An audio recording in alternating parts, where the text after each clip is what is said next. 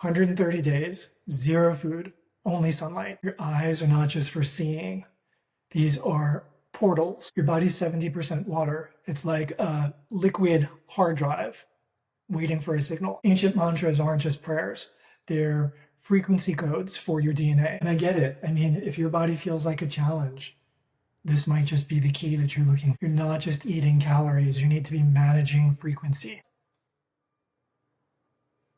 Hey everyone, welcome to the Reflection Connection podcast. I'm your host, Vince Jameson.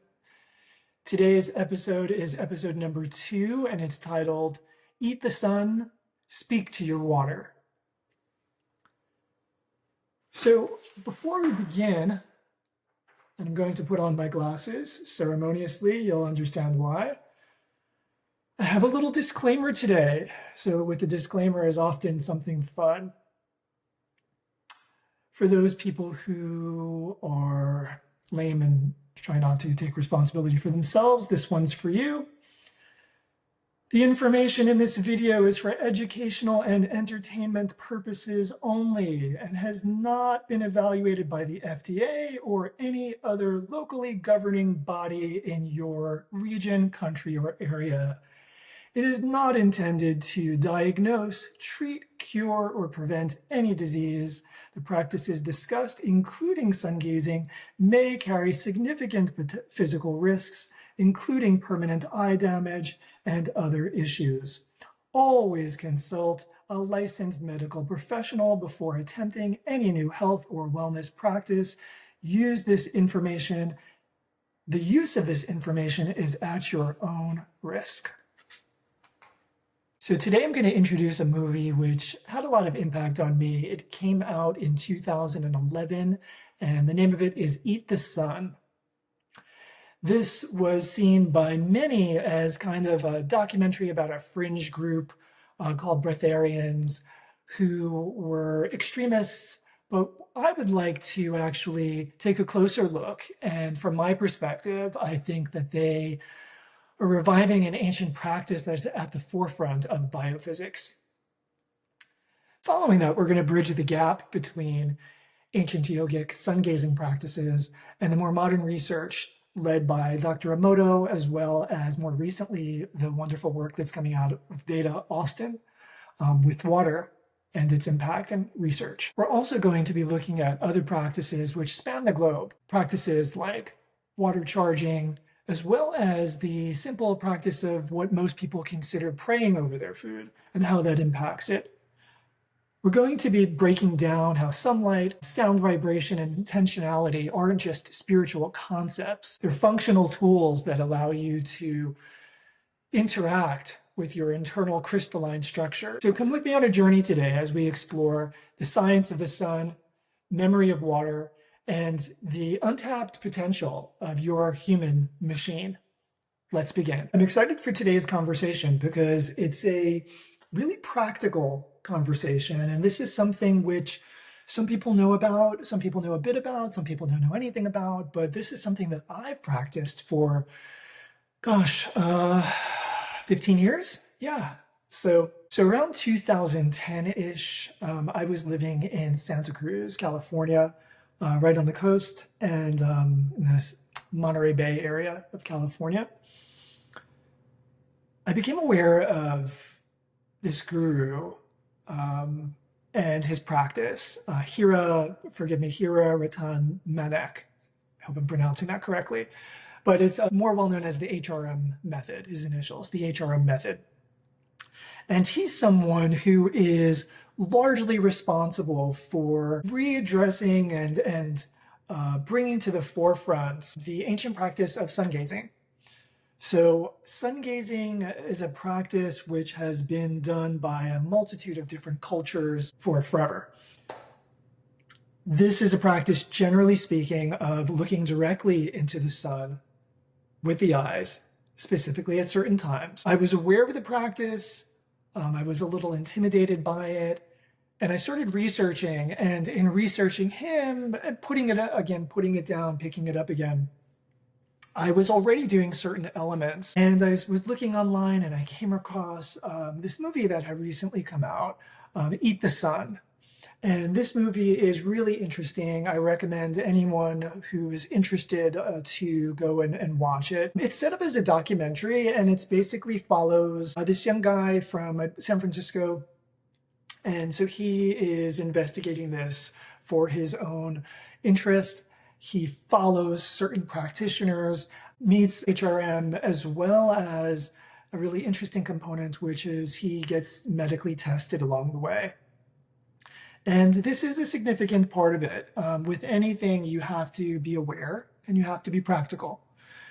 And we'll get back to that later on. So I'll share my journey within it. So I watched the movie. It was one of those things where it was right where I was at that time. It was the perfect information for me. It was exactly what I was looking for, exactly my next step. Again, I had the fortunate benefit of being right on the coast. And so the practice involves a very specific protocol. So what you're doing is each day you look at the sun directly for 10-second increments, no more. Like literally you need a stopwatch, you need a timer on your phone with a ding. Don't push it, don't play games. 10 seconds, especially at the beginning, 10, 20, 30 seconds feels like nothing. Anyway, 10 seconds per day. The next day, 20 seconds. The next day, 30 seconds, and so on. You build up to 44 minutes, which technically can take about 8 to 9 months. It really takes about a year because cloudy days, there are days that you might not make it, even if you're successive too, you really shouldn't push it. And I would actually allow a lot more than that for people who are going to be interested in trying this out. There are several benefits to this. As portrayed in the method and the movie. One of them is for most modern people, because of our pollution, because of the junk that's been in our food for so many generations, in the air and the water, our pineal glands get calcified. This also too has to do with fluoride. So you're basically also looking at the sun in the golden hours. So for those who are familiar with art or photography, the golden hours are those hours that you get the really beautiful photographs pretty much everywhere you go. It's the hour that the sun is setting or the hour that the sun is rising, right? So on either side of the sunrise or the sunset. This is for several different purposes. The sun is coming in at an angle at that time through the atmosphere, so there's a high reduction of UV, as well as it's not quite as strong. That's why even for most people, even for, children and elderly, you can basically watch the sun, lower into the sea if you're at the coast without any kind of strain on your eye. There's very little, there's energy coming from it, but it's a filtered energy, if that makes sense. So I would drive, I was really regimented with this. I was driving, setting my alarm, driving to the coast, driving to the beach. From my recollection, I started this around like spring equinox. So the sun coming into your eyes, you're intaking a large quantity of photon energy, and it needs to be discharged to the earth. So you need to be barefoot on the earth, on sand, on grass. If you're doing it in the morning, preferably wet, dewy grass is wonderful, but if not, sand or bare earth, no buffer, no cements, nothing like that.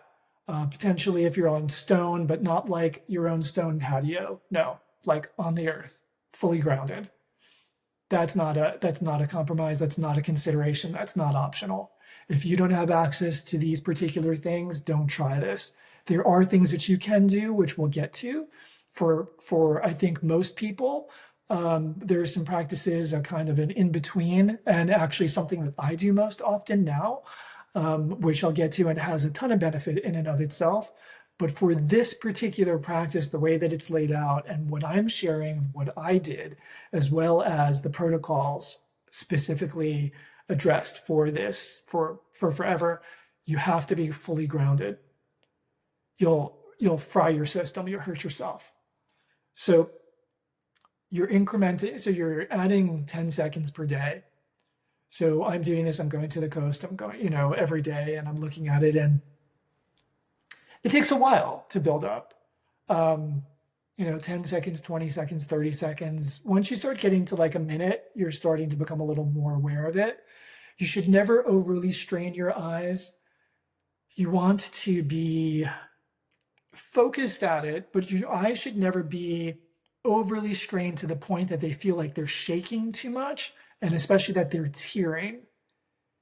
If you're fully practiced with this and you've been doing it really carefully and really in a regimented way, toward the latter end of it, if you choose to go that far, there will be a bit of that, but your eyes will have become accustomed enough that I didn't experience any damage, and I did the full 44 minutes.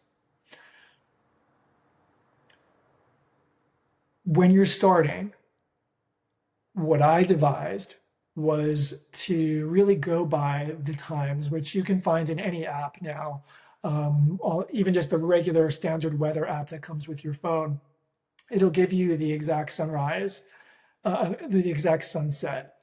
I say that because for most people, they'll find that the sunset will just be a little easier for them. For most people that I speak to, they're not as much morning people, and it might be easier, especially in the later months going towards the summer when the sun sets a lot later. That can be accommodated to a number of different schedules, even if you're doing like a standard work week where you're working out somewhere. If you're living by the coast or if you have a clean view. I don't recommend this, even though it's quite common and you'll even see it in the movies. If you're in some place that's mountainous, unless you can actually look downward toward the sun horizon. But if you're in a valley type situation where the sun going down is actually going down behind the mountain at a much higher place than it actually is an exact sunset, don't do this. This isn't for you. You'll do the modified version. If you are a morning person and you have access to, if you're like on the, facing east, of course, and on the East Coast and have access to the sunrise, that's preferential. The sunrise, and you may experience, as I did, after some time, and not even going near the 44 minutes, but after some time, you'll start to experience, if you tune in, the extremely subtle nature of the energy of the sun and how it feels and what it's doing. And I started to really become aware of what you can see as the colors of the sun changing and how certain colors are beneficial. There's a certain orange that if I see now, and it's right before sunset, but there's a certain tone of orange that I just know, that I've just experienced, that is just so enriching. It's so just I won't say invigorating. That's not the right word. It's almost has like a spiritual, beyond physical quality to it that I just love. And so even if I'm walking sneakers and all on the street somewhere or out somewhere, I will stop and take that in. As you're progressing through the practice, you'll start to become much more and more sensitive to light. I found, in my own experience, that I had never wore glasses back then. I was born with like better than 20/20 vision. My eyes at that point started experiencing a strain because at that time I was working from home, largely laptop based. So I was looking at a computer screen all day. And even though, I need to take my eyes off of it, still I started experiencing a little bit of that kind of the eye fatigue that many people, get, and as well as a little bit of a ever so slight strain when I was reading. Again, I never touched glasses, used glasses, or really had need for them. I would say my experience was about a couple weeks to a month in, maybe even less than that. Yeah, I would say a couple weeks in. I started noticing two different things. I started noticing that that strain was going away. I was rarely, if ever, feeling it. The slight strain that I was noticing with reading went away, but also I was doing a lot of night driving. There's a lot of wonderful restaurants, or I'm out by the coast during sunset. So I'm coming, hanging out for a while afterward and coming back, as it's getting darker.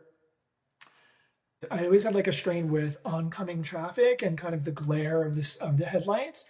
And I noticed early on that that no longer bothered me. I no longer really needed to squint. Also, too, I had shortly before this abandoned sunglasses. I was a sunglass lover. I rarely, if ever, wear them now, but I was someone who, as a young person, I was living in New York. I was super into clothes and everything. And, even through the winter, I would always get a new pair of sunglasses for the season, a new designer glasses. And I always had sunglasses on, always, always. Even when I was younger in a club, I would wear them. So anyway, I was that guy. Anyway, I started taking them off because sunglasses dim they cause your pupils to expand and additional light is coming in. And even though they might have the reflective layer, it just creates an issue. There's also too the aspect of the beneficial qualities of sunlight coming into your eye that aren't getting there. So that was something that I had addressed prior to the practice. But I noticed that even on like summer days, as I got into summer, right, what I would normally need sunglasses for, like those really kind of intense days where it's just a little glary, I was able to look at the water comfortably. I was able to look at the sand comfortably. I wasn't even squinting, wasn't squinting when I was driving. So my body was able to my eyes were able to acclimate more light, while at the same time, too, they were being slowly strengthened. And I was also able to equally, I would notice that my night vision was improving. I think a couple of weeks after that, maybe a couple of months in, I want to say maybe around the 3-month mark, I started noticing a really improved. I'm going to have a sip of tea because last time I was smacking my lips because it's wintertime and the air is dry. I noticed an improved mood. I wasn't dealing with depression. I wasn't dealing with any kind of mental health issues, just kind of normal every day. And I noticed that there was a definite boost. There was kind of like an uptick in my serotonin on a regular basis. And this stayed. I also noticed around the 6-month mark that my body just started changing. I was feeling this just more generally robust. It was into the summertime, right? And so that is more comfortable, you're more outdoors. But the reason why I went to California was I'm outdoors every day. And so that's part of my lifestyle. But I just felt more robust. I just felt more, I don't know, solid and kind of strong. And I was never someone, well, maybe back in my 20s, I did a little weight training and whatever, but I was never someone who was like overly, into exercising. It had nothing to do with anything like that. It was just this kind of internal, I guess all I can say again is robustness, this internal kind of increased energy, increased clarity, better overall digestion. Although I was always eating a clean diet, but still, it's subtle things. This isn't something that's like so many things. People are so distracted and don't tune in with themselves. And when you just can pause and tune in and start to create like, little benchmarks or little kind of pegs of like, okay, this is how I'm feeling. This is, start to become more aware of your body. Then you can have these like benchmarks with which you can then experience more subtler increases and adjustments or even decreases sometimes, right? And then you'll have to readjust again.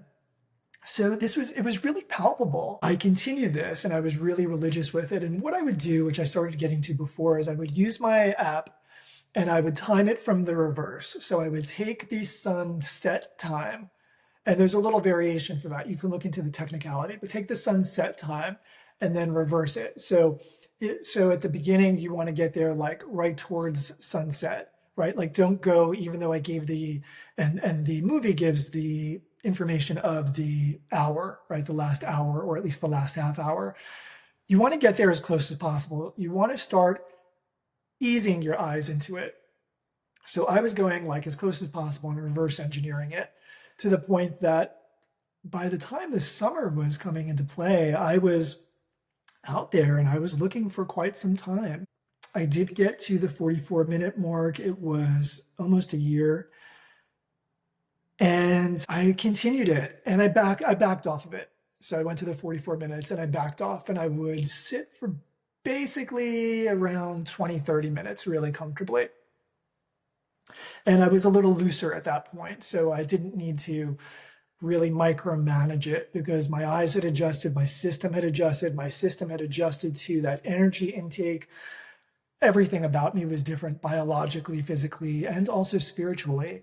I started feeling and receiving a lot of increased intuition, a lot of synchronicity.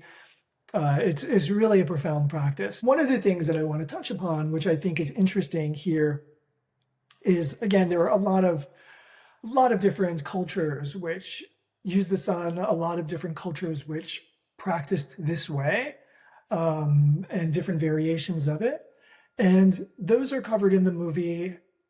I don't need to go into all of them in depth because they don't really have importance in this conversation, except for that there was also at the same time a generalized idea put out for the masses that in some places, at some certain times, they were unable to look at the sun, as in it was against the law and they would be punished. And this was only reserved for a select few. There was also the idea that the masses couldn't handle it. And, this wasn't for them, right? We live in a very different time now, and it's a wonderful thing. The A follow-up to that is something which a lot of people overlook. A lot of people, especially here in the West, are very familiar with yoga to some degree, even if they're not practicing regularly. Most people are familiar with the sun salute, you know, Surya Namaskar. This is not something which is a warm-up as it's used in a lot of circles here in the West. This was a complete practice. This is, and for me, is a complete practice. I do a Kriya. This is a complete practice. This is taking in the sun, honoring the sun, understanding, which is lost, especially in the West, understanding all that the sun is, all that the sun can be. The sun was viewed as Brahman. The sun was viewed as the self, the soul of the universe. It was the macrocosm as we are the microcosm. So the sun is coming in with this photon energy and it's feeding our cells. There was a book, actually a couple of books that I read a few years prior to starting the practice. So one was called The Body Electric and the other one was called Super Brain. And these were books that were addressing the body as an electrical system and addressing the fact that we are beings of light and we're ingesting the photon energy that was brought into the plant matter, and whether that plant matter was then eaten by the animal, so holding it to a lesser degree and changed into a more dense version, or if it was the plant matter and the plant matter was eaten raw with its highest biological photon energy, or if it was cooked with a lesser amount. These are what the cells are actually being fed by in an ideal way. We've been fed this conversation that we're slowly transitioning back out of by the really distorted, is a nice way of putting it, modern medical society that was created not for your benefit.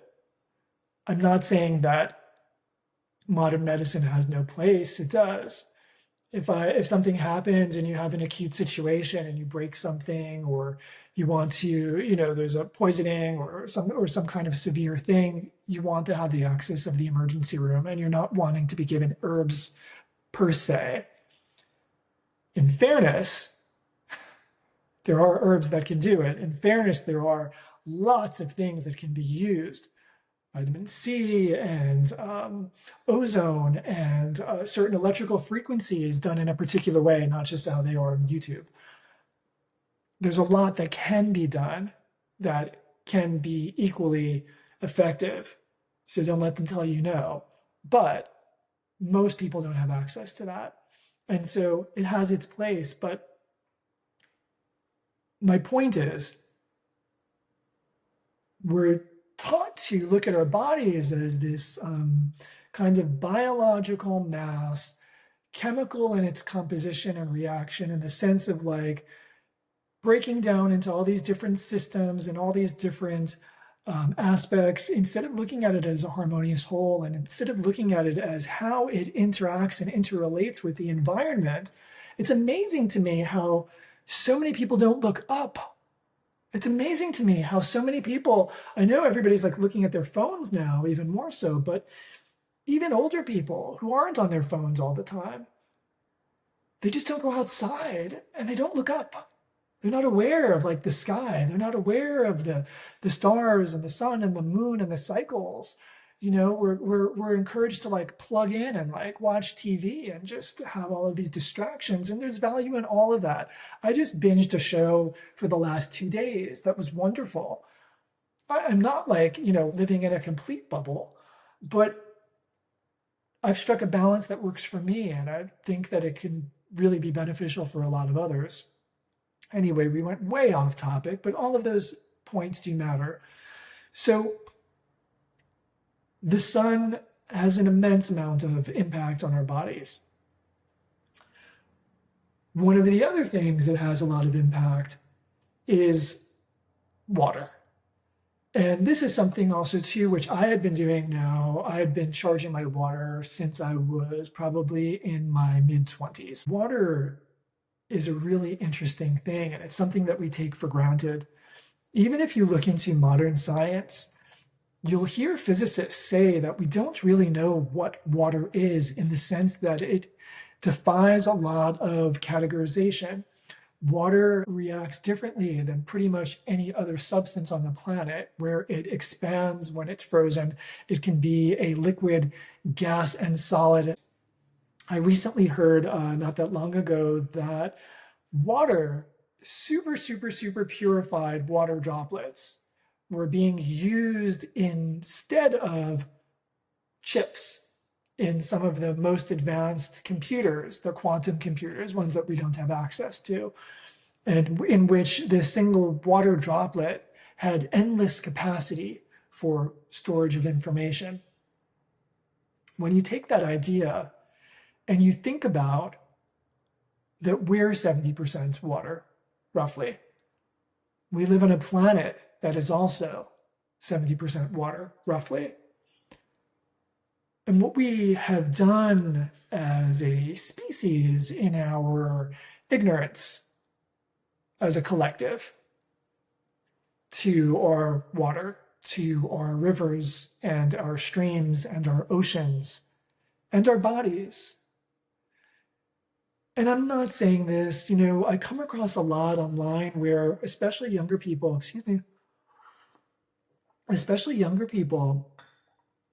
who have just really wonderful hearts and are clearly empathic, really get down like, humans suck. Humans are the worst. We're better off not being on the planet. No, sweetheart.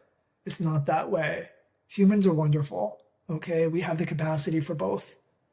They're always a small group of troublemakers, and it's another conversation for another day, but they actually have an immense amount of value, even in all of the mess that they make, the muck and the mess.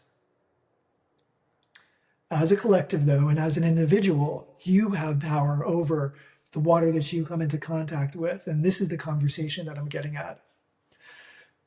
All cultures, pretty much across the globe, indigenous people, every different religion, almost every country in the world has some sort of history or practice of praying over their food.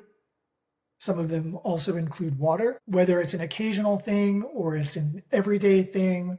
In the West, it was popularized to say grace with meal, which was a prayer. In India, this is quite commonly practiced still. There are a number of significant benefits, and like a lot of things, what was once understood in its entirety often over time and generations became reduced to a kind of a cultural repetition, if you will. So what once held a lot of clarity in the potency of what you were doing and the reasons behind it why can sometimes through generations just become an act. And in and of itself, it does have sometimes some benefit, but it also can easily become distorted or dogmatic because it's just an act that's repeated without understanding behind it. So to backtrack, I started charging my water very early on. It was more of kind of like a little less of a daily practice. I was creating sun-charged water, which I would drink occasionally. This has a lot of significant benefits. I love the idea of sun-charged water. This is something that everyone could incorporate immediately. So, and anything as simple as taking a bowl, ideally glass, outside filled with water. You don't need to leave it all day. Depending on if you want to put a cover over it, I don't recommend a plastic cover. It'll seep, it'll leach. Even if the plastic isn't touching it, you'll often get an odor or a smell because of the heat driving down. So the heat's driving the photons down through the plastic into the water. You can leave it open. Leave it for a couple of minutes. You can leave it for like maybe an hour if you're comfortable with that. And then you can drink it. And that will carry some of the photon energy directly into your system. Most people won't feel any difference with this, but it's something that anyone can incorporate. And actually, the colder the water is, the more of a receptive quality, because the water is magnetic. The solarization is electric. I was doing this already. And as I started getting into different yogic practices, I became aware of this as well as the power of mantras. And mantras are things that most people are quite familiar with, most commonly and certain other mantras that either are used in a traditional way or some people are given a mantra to repeat. There's also the kind of the more modern aspect where people think that, a mantra is more of just a couple of words that they put together, which maybe they might repeat themselves. And that I would call an affirmation, although it can act as a mantra too, and watch your wording. Not making it bad, but just always watch your wording. You want it to always be in the positive and always in the present tense. Mantras are much more in depth than most people realize. So traditionally, going into the mantras of the traditions of Hindu and Buddhism and Sanskrit, there you have the Gayatri mantra, which is I believe it's like a 24-syllable mantra, which addresses the sun and calls in the energy of the sun. These mantras were not just sing-song. They were not just things which were there to kind of raise your vibration. These were actually technological sciences. This is getting into the yogic sciences where people were acutely profound in their awareness and understood how each sound, each vocalization, each position of the tongue on the palate of the mouth touched upon and created an acupressure towards all of the different nadis, all of the different energy channels that run through the roof of the mouth, and how to access and manipulate them. These were profound, profound sciences that are often just glossed over. This can be really problematic. Mantras are powerful, powerful techniques and tools. You can overstimulate your body, even with the correct mantra. You can actually harm yourself and your psychology by listening to a mantra pronounced incorrectly over and over. So the Gayatri Mantra is something which is really profound, as well as a number of different mantras. And these are also programming the water. So the water is receptive, the water is a storage unit, and programming these cells. When you're saying, when you're charging your food, which is my version of a modern day grace. So I use a little kind of thing that I put together. I say it almost instantly because I've been saying it for so long. It usually goes something to the effect of, I charge it with ideal well-being, health and harmony, beauty, strength, and ease. And I say this for every meal that I do. I can say it in my mind. If it's inappropriate to say out loud, I usually will say it or just mumble it out loud. I also say this with each glass of water that I drink or liquid. I also vortex my water. So I have highly filtered reverse osmosis water. I always vortex. There are machines that vortex it for you, but you can even do it with a spoon and just give it like a really good stir. I have long, like iced tea spoons, they're called, and they're just, give it a really good for like 30 seconds or so and get a really good vortex in it. And then that's when I charge it. I also have a cat, and I do that for her water and for each of her meals with her food. So you're penetrating this with a charge, you're loading it, and there's a lot of wisdom in this practice. The water receives and the water holds it. Dr. Emoto was very famous in his work for showing how different emotions and different words can affect water. One famous experiment that he did was he got two different jars and he put them, they both held some water, and he added in a little bit of fresh, like raw rice. And on one jar, he put a label and he wrote, "I love you." And on the other jar, he put a label and wrote, "I hate you." And he left them together in the same exact location and left them alone. Rice, because of its sugar content, ferments. And so with the one that said, "I love you," it fermented into a sweetness, a sweet rice. With the one that said, "I hate you," it actually turned black and it rotted. Think about what we do to our bodies. Think about how careless we are with the music that we listen to, with the conversations that we have, with the movies that we watch. So getting back to Dr. Emoto, he also did some other experiments where they had gatherings and people were blessing bodies of water. And I think that that's a wonderful, wonderful thing. If you are going to be embarking on the sun gazing journey, I encourage you to do it at the coast. Ideally, when I go to the ocean or any body of water, I'll put my feet into it and I'll just send it loving energy, or I'll just send it a feeling because it's very receptive in that way. But even a verbal charge is wonderful. So more recently, there's a wonderful woman who's doing some really interesting work. Her name is Veda Austin. You can find her online on YouTube. She's done a bunch of podcasts. She's kind of building on Dr. Emoto's work, and she does her own technique where she uses images or sometimes words and then freezes the water. And the water actually will duplicate this through her process. So it will echo or recreate the scene.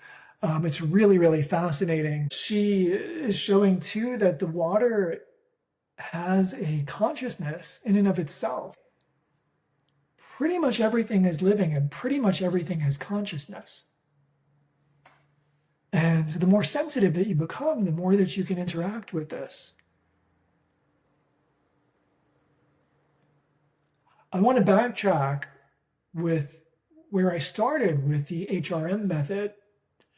So Hira Ratan Mantek, I'm probably butchering it. I tend to butcher names especially. Fascinating man. So as I shared, he brought this back into a cultural awareness, and he practices and he has a school, and it's featured in the movie quite a bit. What's really fascinating is he underwent observation. So I want to get this right. I'm looking at the facts. So he was observed for 130 days straight under 24-hour supervision by staff from the University of Pennsylvania. He had nothing but water and sunlight during this time. Complete 100% 24-hour observation. There was no way that he could have snuck anything, no way that he could have gotten anything. This, by modern science, should have had him die, or at least wither away, at least be into an intensely tragic place, even if he was, able to endure with just water at that time. He should have starved to death. He was fine. This is an advanced practice. This is not meant to be a goal for most people. I don't know, maybe towards the latter end of my life, I might go in that direction. For now, I'd like to eat. I enjoy eating. And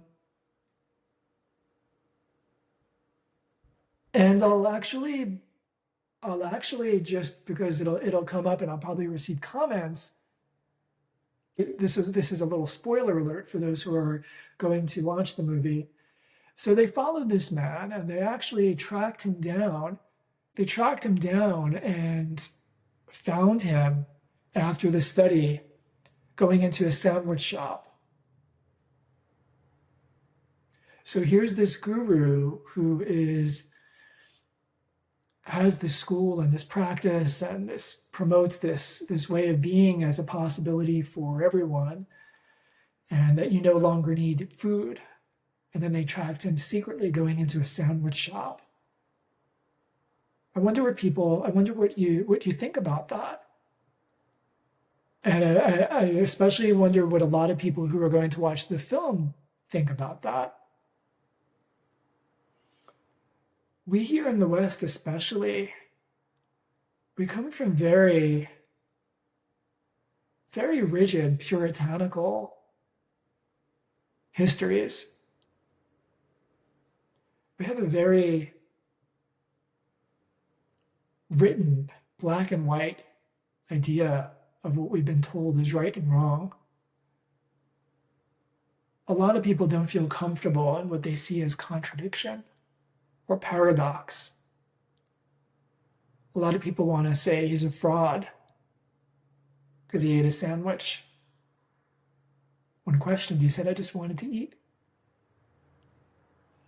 And it's a really interesting conversation in and of itself.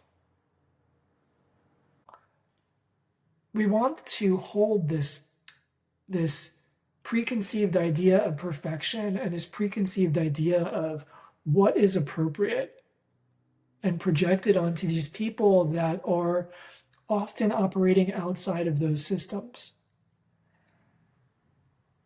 These systems were created for the masses, and in that they do have value, because if you're going to walk around a whole mass of people basically unconscious, you need systems, you need laws, and you need rules. The more that you're able to wake up, the more that you can move beyond those rules, the more that you can bypass the rules. And so I wanted to address this because it's kind of like portrayed as this ew, kind of like, and I don't think that it takes away from the man or his work or his message. And I experienced it. And I made the point of putting on my glasses before, and I made the point of emphasizing that I didn't need glasses, and I made the point of saying how it improved my eyes. So here I'll give the warning from my own life.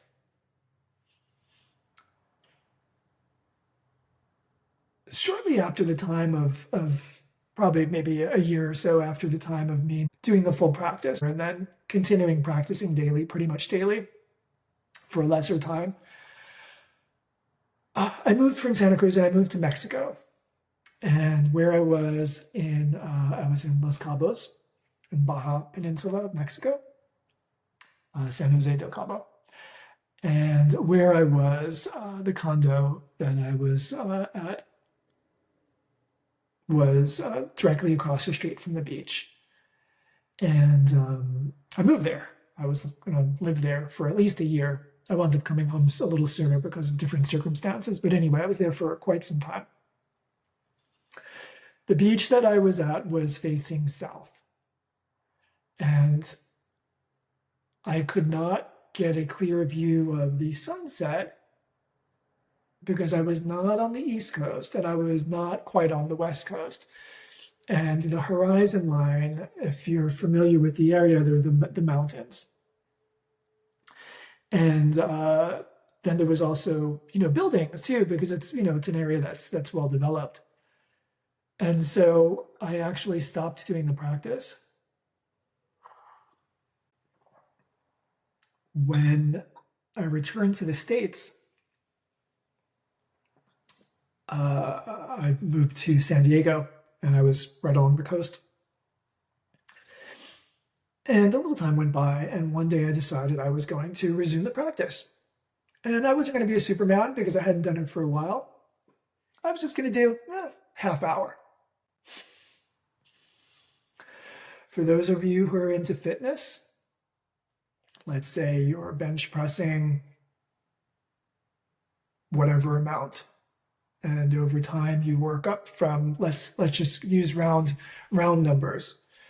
So you're bench pressing, you start off and the most that you could do is 100 pounds or 100 kilos, and you're bench pressing, and over time you work it up to 200.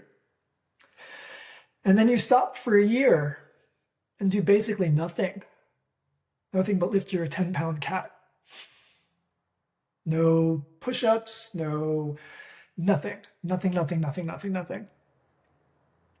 And then you go into the gym again and you stack those 200 pounds onto the barbell. It might not be a good situation. There go the glasses. So not only did I jump right into it, because when I left off, I wasn't needing to do it right at sunset anymore. I didn't do it right at sunset. Probably barely was in the magic hour, barely in even the hour before. And I felt this strain. But again, as I shared, at the latter end of your practice, you'll be feeling the strain. And so your eyes can generally take it, but I would still err towards caution with that. And yeah, so I was like a juice head in the gym. I don't know what I was trying to prove. I wasn't. There was nobody there. I just was not. I didn't think. I was being irresponsible. I was being irresponsible with my system. I was being irresponsible with my body, with the gift of these two eyes that I was given. I was being irresponsible. And I took something which is a practice that I believe in, and I took something which gave me an immense amount of benefit and health and improvement, even in my eyes. And from that point on, very shortly afterward, I started needing glasses for reading, and I'm wearing this now because I've been doing a lot of paperwork and I'm working on a number of different things. And so I could either be without the glasses and be kind of, blurry because my eyes have been strained from looking at the screen all the time. And I do spend an immense amount of time on the computer, as much as I try to work with it. For those of you who also, do use glasses, I do like the pinhole glasses. I'll put some links into the bio, into the page. In fact, I'm going to be making, because I've had immense amount of requests, even for many, many years. I do it with friends.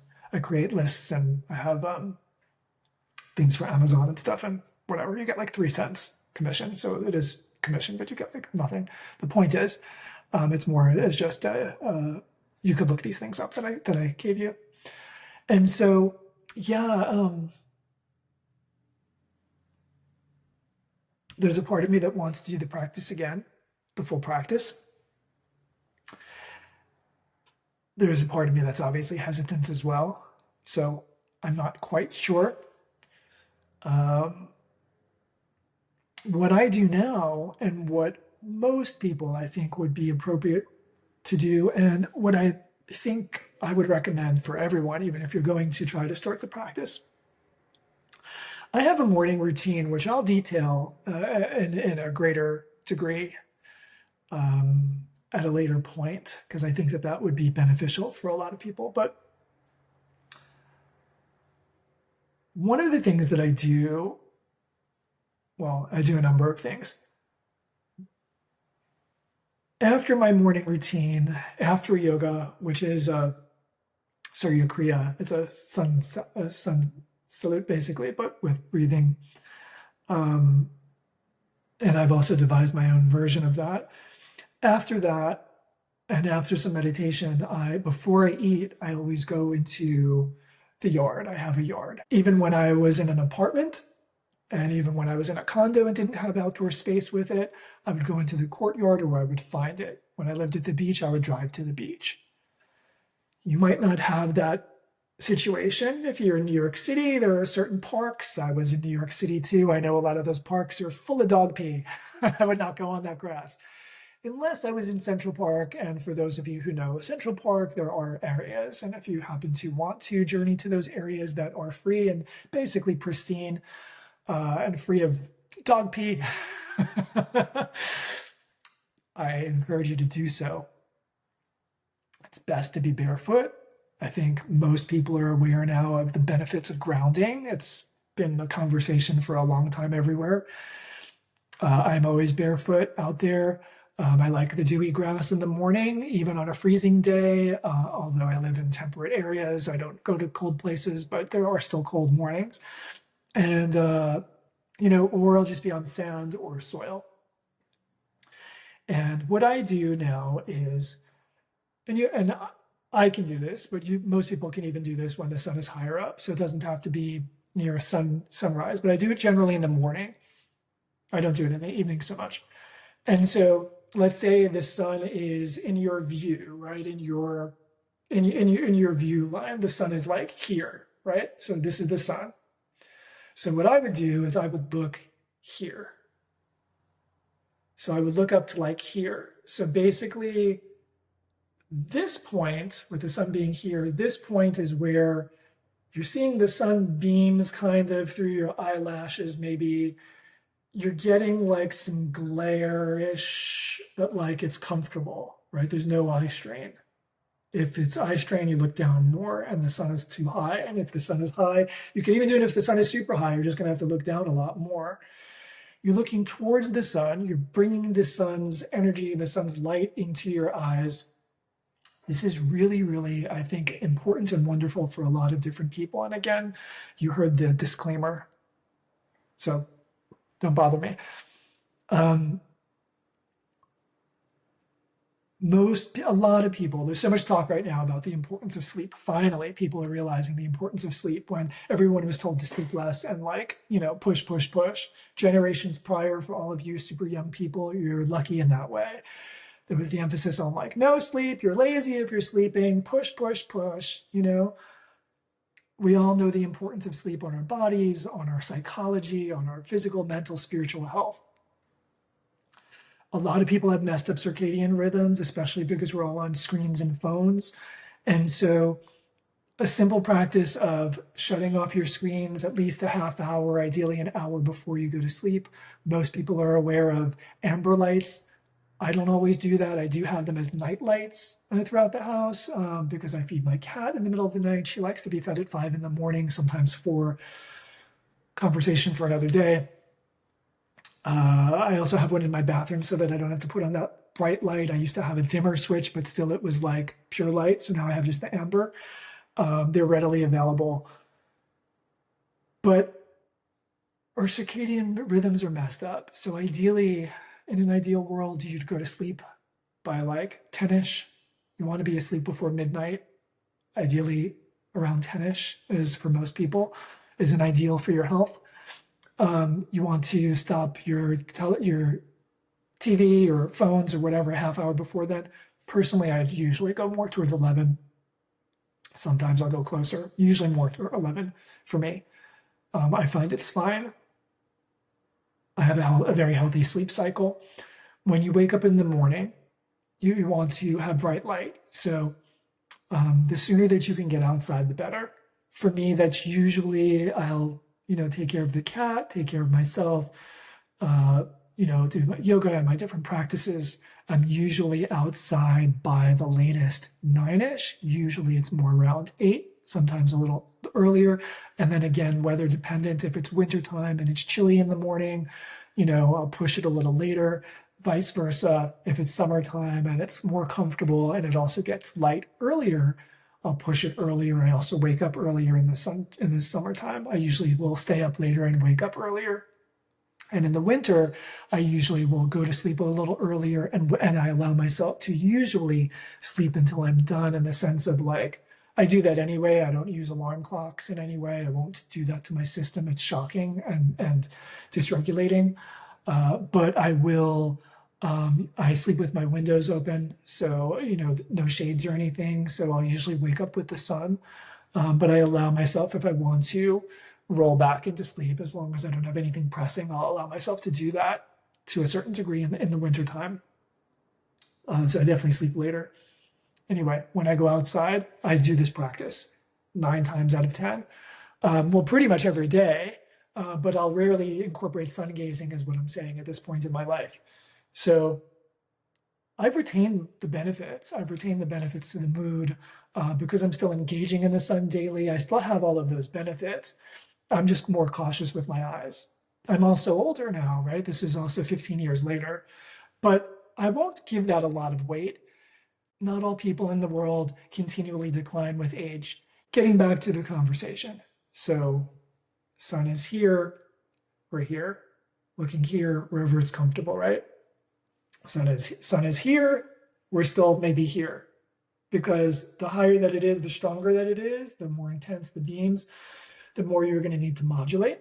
And also too, especially when you're starting, look toward the direction. Even if you're looking at the grass or the ground and the sun is here and you're looking directly in that direction, you'll get the bounce. I don't recommend looking at like white, like cement, white stone. For some people, even sand is a little too reflective when they're first starting out.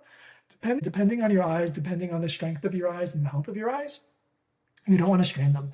You're just wanting to let the light come in, but that will help to really, really help to regulate your chemistry, as well as over time, it'll really help you to regulate your circadian rhythm. And if you don't have access to the grass and you're wearing shoes or sneakers or whatever, still you can do this because it's a small amount of sun. And I would say for most people, I don't know, maybe start with a minute, 30 seconds even to start, then a minute, work yourself up to a couple minutes. Well, work yourself up to maybe at least, I would say, 10 minutes of looking towards the sun. And you don't have to be staring towards the direction of the sun, right? You're getting it in your eyes. It's still effective. It's still creating an effect. But yeah, just being aware of it, the potential for you to have the ability to biohack your system. You have the ability to make great improvements. You have the ability with each and every meal, with each and every thing that you ingest, to program yourself, to program your system, to put good energy in, to put ideals in, to put the emphasis, the idea of well-being into the structure of that which you consume, and then allow that to spread out through your body, is a wonderful, wonderful thing. And so, yeah, I hope that you can take some things from this. I've added a lot. We've gone over time, a little over than what I would have wanted to, but I'm going to try to make these a little shorter. They might wind up being longer. I babble. I hope that you enjoyed the episode. I've given you a lot to take away from this. And yeah, thanks so much for joining me, my friends. Again, this is Vince Jameson with the Reflection Connection podcast. If you've enjoyed this and you want to continue following along, I encourage you to subscribe so you don't miss a beat. And I hope you'll join me next week. And until then, wish you all the best. Eat the sun, speak to your water.